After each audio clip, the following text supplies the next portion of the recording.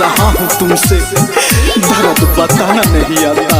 बैठे बैठे भीग जाती है पलके, दर्द छुपाना नहीं आता। चोट घाव पर लगी तो दुखाई काहे ना, चोट घाव पर लगी तो दुखाई काहे ना। भगवान जी हो जब दिल तू बनवला तो दवाई काहे ना, जब दिल तू बनवला तो दवाई काहे ना।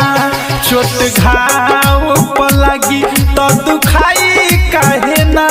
भगवान जी हो जब दिल तू बनवला तो दवाई काहे ना, जब दिल तू बनवला तो दवाई काहे ना। तन्हा रात में एक नाम याद आता है, कभी सुबह कभी शाम याद आता है। जब सोचते हैं कर ले दोबारा मोहब्बत, फिर पहली मोहब्बत का अंजाम याद आता है। प्यार में धोखा जदी मिले लगी से, बहाना दवाई दर्द मिटाई लोग कैसे हो। प्यार में धोखा जदी मिले लगी से, बहाना दवाई दर्द मिटाई लोग कैसे। जेकरा खातिर तनी परछाई थाहे ना, जेकरा खातिर तनी परछाई थाहे ना।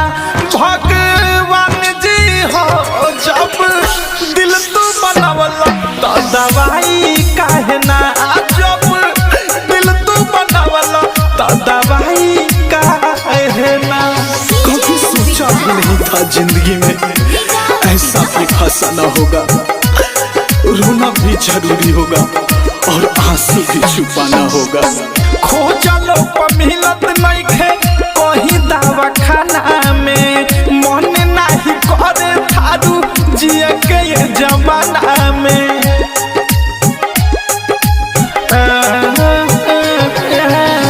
खोजलो पर मिलत नइखे कहीं दवा खाना में, मन नाही करे थारू जिए के ये जमाना में।